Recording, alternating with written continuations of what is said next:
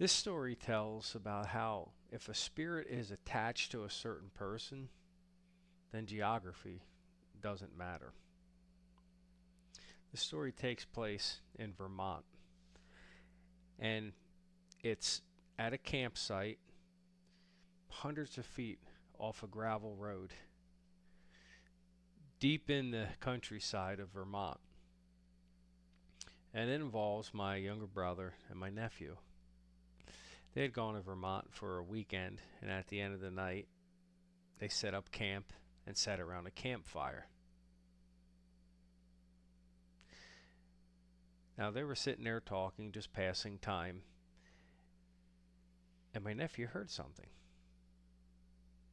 Looking around, my brother asked him, "What'd you hear?" They're talking some more, and that was probably just animals. My nephew hears it again. He gets up to investigate. My brother goes with him. My nephew says, "Sounds like people talking." My brother says, "No, it's probably just animals." They're looking around, and then that's when they see it.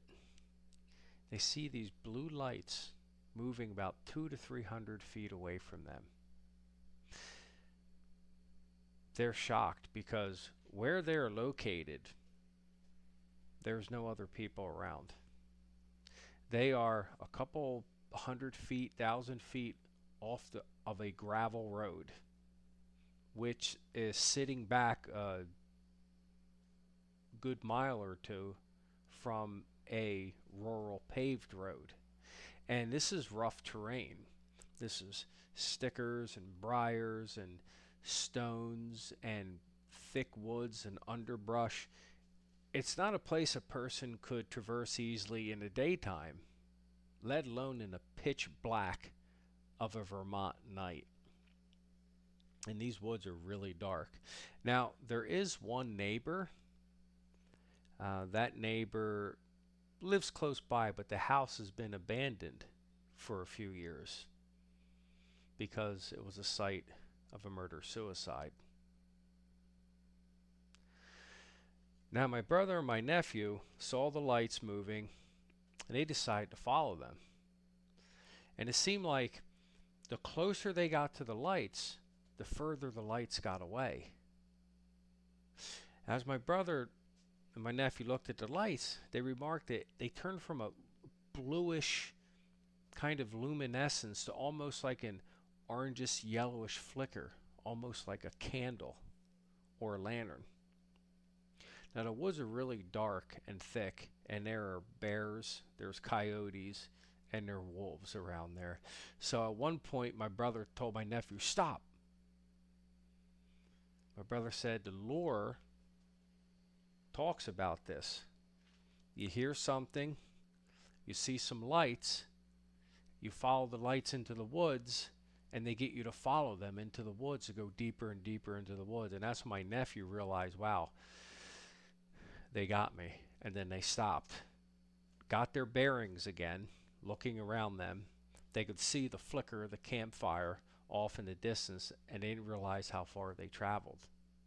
But they did realize that the lights did trick them further into the woods. So they went back to the campfire, sat around the campfire some more, and relaxed. And then somewhere along the night, my brother asked my nephew to take a picture of him so he could send it to his daughter. My nephew had a Google Pixel. My nephew always has really good cameras and really good phones for photography. And he took a picture of my brother around the campfire. And then as soon as that picture came up on the screen, my nephew was shocked. He just said to my brother, "You're haunted." Because in the smoke above my brother was a face that looked like a demon. And my brother just said, no, that spirit's not here for me, it's here for you." And my nephew was saying, no, everywhere we go, there seems to be a spirit for you.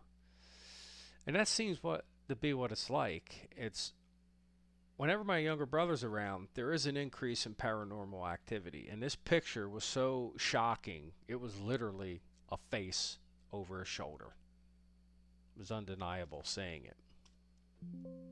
And it's easy to look in on it and say, yes, you're haunted.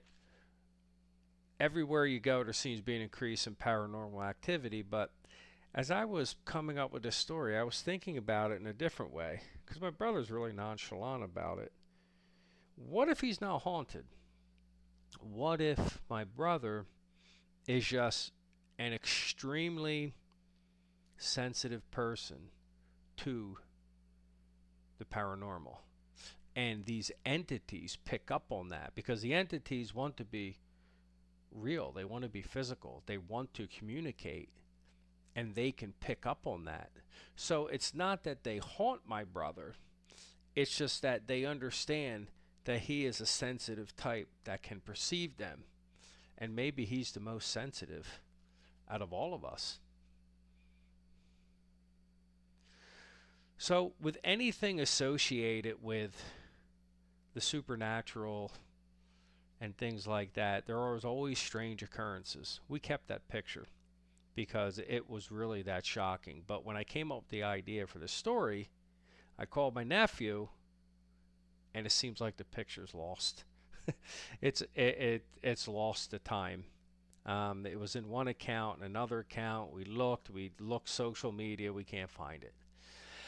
And that seems to be what happens with the supernatural. 'Cause I think these entities they feed off that. I think to some extent they cause it, but I also think to a larger extent they feed off it because they can hide behind it. Um, the event was real. The story is real. I just don't have the picture anymore because it's lost the time. If I find a picture, I will post it again as an update. So the take-home message is that when you're dealing with the supernatural, always expect the unexpected. So the next time you hear something in the other room, it sounds like footsteps, or it sounds like something fell on the floor, or something knocking. The next time you catch a shadow out of the corner of your eye, just because you don't have a picture of it doesn't mean it wasn't real.